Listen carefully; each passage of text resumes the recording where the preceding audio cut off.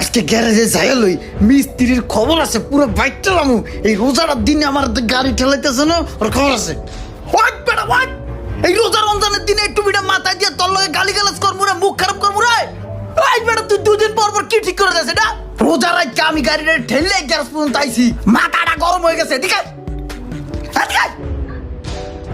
আজকে পাগলা এরম চিত্তা টিত্তা আইলোকে যা দেখি। কি ভাই কি হয়েছে বলেন? কি হয়েছে ভাই বলেন মানে? ভাই মেয়ে তুমি আবার কি ঠিক করে দাও গাড়ি? দুদিন পর পর গাড়ি যায় নষ্ট হইয়া। ভাই মেয়ে তোমার কি আমি টাকা দিব না ঠিক করে গাড়ি? তুমি কি ভাবছো তোমার টাকা মেরে খাইলামু?